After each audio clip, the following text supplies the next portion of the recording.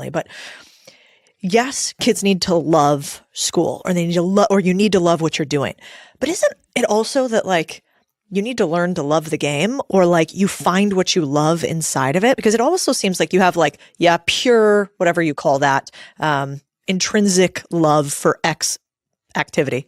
And then you have like extrinsic love for an incentive, such as dollars or outcome or reputation or whatever. And so do you need to play both of those? So absolutely, which is you like what you're good at. Yeah. Mm-hmm. And so one of the things, like why people in athletics, why they hold kids back is they're going to be a little bigger, right? And then they're going to be better.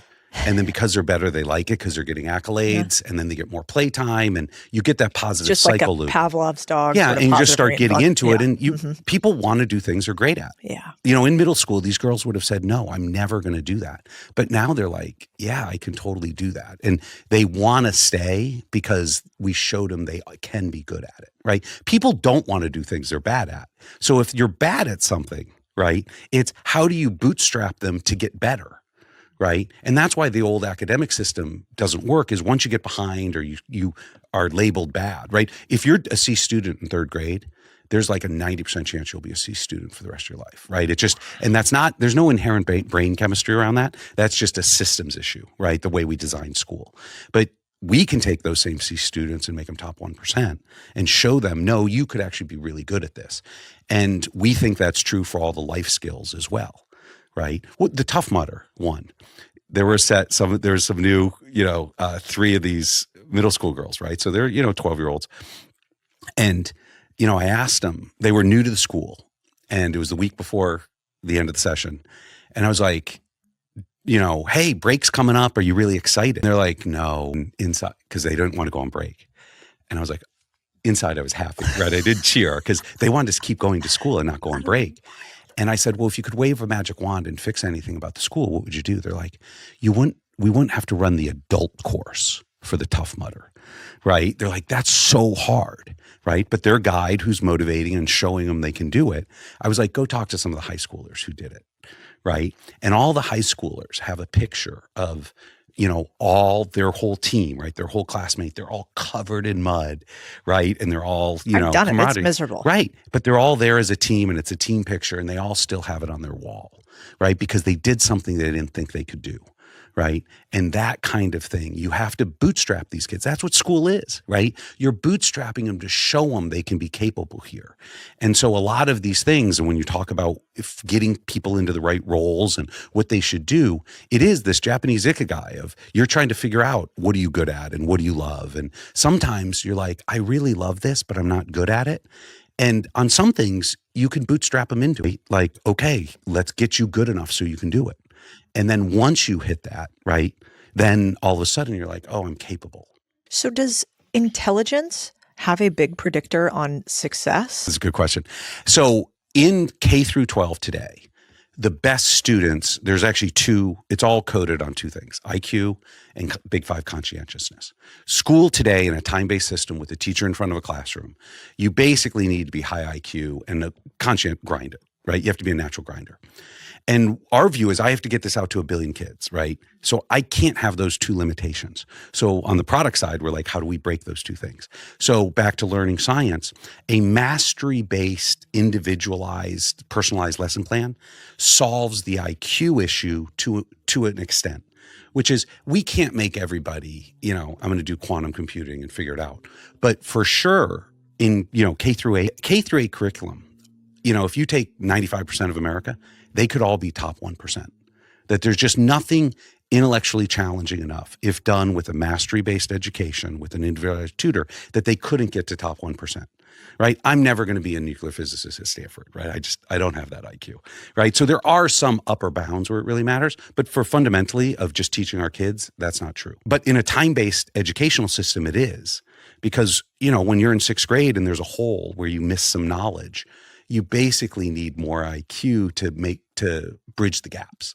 But if you have an individualized tutor, it's going to go fill those gaps for you. Second, on Big 5 conscientiousness, if you're a natural grinder, you're all set, right? We use our motivation model to compensate, which is how do I motivate this kid to grind, right? And get through it. and do the hard work. And so and motivations, lots of different things. Is there a formula for motivation? So we spend, when we look at educating a kid, there's two parts to educating a kid. The first is, and 90% of it is having a motivated student. And so our schools are designed, 90% of my design work and our emphasis is on motivating.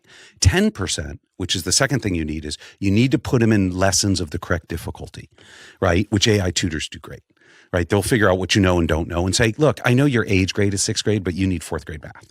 And I'm just going to give you 4th grade math, fill it up. But now I have to get you to want to do the 4th grade math. 90% that's motivation. So the number one motivator, like we have a huge motivation framework on our schools. The number one motivator and the name of our product is time back. Give kids their time back. There is nothing more than money, more than anything. Time back is the biggest motivator. And, and so that's why we're 2 hours. If you want 6 hours a day in homework, right? If you take the Westlake honors track, right? You can't pay those kids enough to be happy. But if you go to those same kids like in our high school and say it's 2 hours a day, if you want like 1550 plus on the SAT, it's 3 hours in high school. But that's it. And then you get all your afternoons for 4 years to work on your passion project. That motivates students, right? Mm-hmm. If you go to our sports academy and you're like, okay, I'm going to give you the whole afternoon, right, to play basketball, but you have to engage in the app for 2 hours.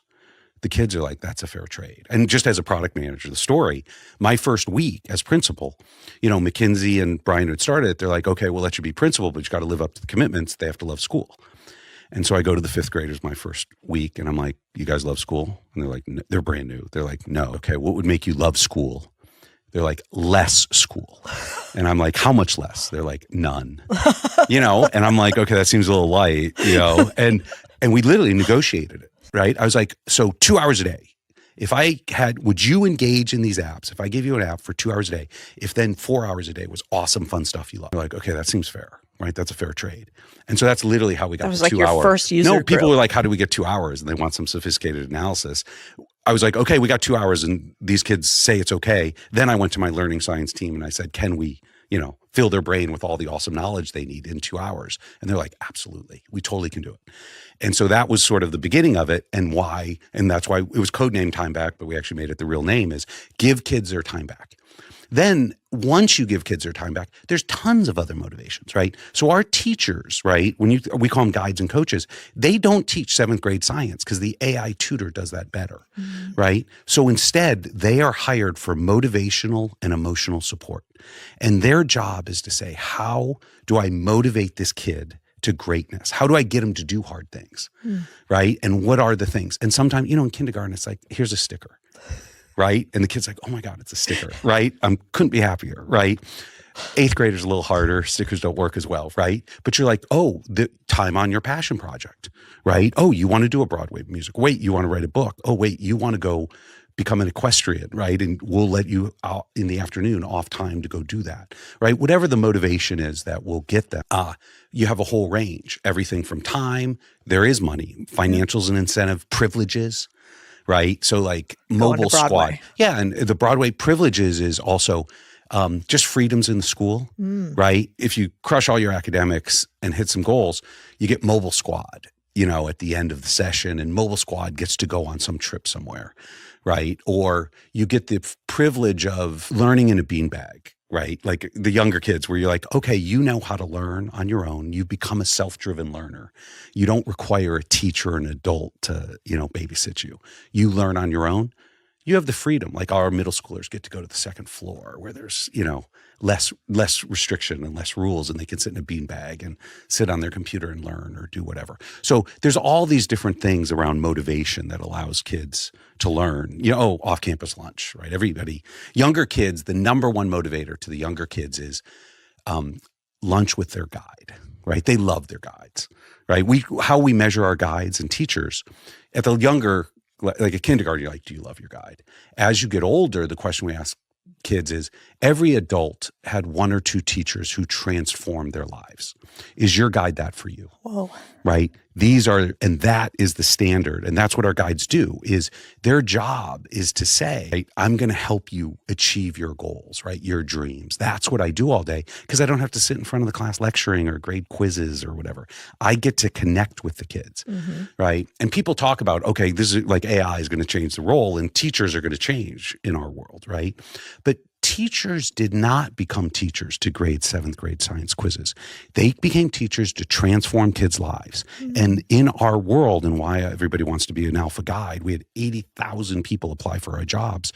They want to be an alpha guide because they get to spend their entire day connecting with kids and helping them transform their lives into who they want to be. You seem to have pretty high EQ. Your wife disagree. Yeah, my kids would too. Like both my daughters. I have 2 daughters. And they both well, I be. found in tech, it's not always a huge correlation between the two. Yeah. But now are you the same person you were when you were building Trilogy and these other companies now? No, if 90s Joe, right? Yeah. And versus Family Man Joe, right, is totally different. Right. And I could not be the principal if I did not spend 20 years like raising my daughters and being a family man, getting married. What were you like back then? Then I was absolutely your consummate 90s tech bro guy. And what does that mean? You were just intense and focused? Intense and focused, and relationship and the EQ part, like a 0. Like what are you talking about? Just if it was a pure mathematical equation, well, obviously, logically, this is the answer, do this, right? And it was very much there. And this concept that relationship building, right, and building out your network, right, is so valuable, right? I mean, right, socialization, relationship building is one of our key life skills we teach the kids. I had 0 of that. Right, back in the 90s. And I'm like, why would you do that? I'm just going to build a better product or whatever. And the human component was, so far down on the list. Yeah. And versus today where, right, when we think of the skills we need to equip our kids for the future, those are the skills that matter. A guy who's built multi-billion-dollar software companies, who was really happy doing this. I'm a little bit happier doing this too. I need to get over it. I'm working on it. But, now you think that relationship building and human connection is more important? I'll give you an example, and it's my own daughter as an example. My oldest daughter is an introvert like me, naturally introvert, and great student. So she got 1,600 SAT. She's a math, English double major at Stanford, right? So, Slacker. And she's one of these, she was the opposite of me on this. She loved academics for academics' sake. In high school, she read calculus books for fun. When she got to Stanford, she's like, wow, these STEM boys can't write. So she created a writing program called equation-based writing. Because in freshman English, you have to grade. She's like, God, these are so bad. Let me help them out. So she's loves academics. But in high school, back her guide, I was like, look, what really matters for her is relationship building. Because she'll naturally just spend all her day doing academics. But in our school, we're the afternoons have to be about life skills development. So she started her own Substack, right? And writing online because she loved to write. But to promote it, right? She's like, okay, I have to go on Twitter and build an audience. Place is dark. And Careful. Her guide would sit there, and it took her guide 6 months of motivating her and convincing her and working her through till she'd send her first DM, right? And she finally sent a DM to Sahil Bloom, right? I'm buddies with him. Right? And Sahil was had written something that she's like, oh, this is so applicable to high school kids, and literally wrote the article, right? Wait, what's your daughter's name? Or do not say that publicly? On Substack, she's Austin Scholar. I think I have engaged with her on Twitter or met her. You may have. She has now 20,000. Put it together. So she has 20,000 moms basically who listen to her about what it's like to have no teachers for 10 years and go to Stanford. And what is her thing is university needs to change too. So she, her and the alpha kids. Does she not get invited back to Stanford then? No, you both not? Or is Stanford open to it? She's thriving at Stanford. But what's interesting is a school, schools are bundles of things, of which academics is only a piece, right? And true. And so she hates her 100 series lecture classes. She's like, okay, my math class is a complete waste of time because the apps I use, right, are way better. I learn way faster.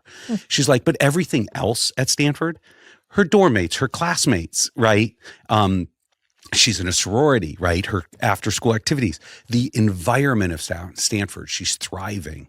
Even though she's like, okay, this math class for an hour is a total waste of time. And everybody knows that, right? Back to these same things. Harvard has published an article that says AI tutors are better than Harvard teachers, right? So it's not like we don't know this. It's just, how are we going to change as this goes forward? But back to the relationship building, and all of that, this key life skill she needed, she didn't need more academics. She didn't need physics 2 AP, in high school.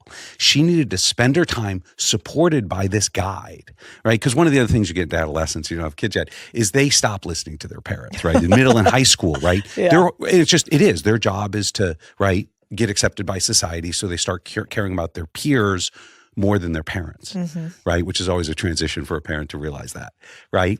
And so like when she was applying, it was Chloe she trusted, right? Who was her guide, who is like, Chloe, when she said, look, relationship building is important, Kate's like, okay, but it was really hard for her. And she needed that coaching, right? And support. It's high standards, but high support. It's not just drop them in the deep end. It's coach her through it. And then eventually she got it. And now she has this great network, right? But and so those kind of skills, if you have a relationship person, you're also, to the arts theater girls, right? You're like, okay, guys, you're going to do math. Right? You are going to do math. We're going to show you have all these skills. And if you're the academic, we're going to teach you relationship building or entrepreneurship or whatever else over there. If you are the EQ girl already, right? We have girls who have millions of TikTok followers, and we're like, yeah, you're going to get 790 math, right?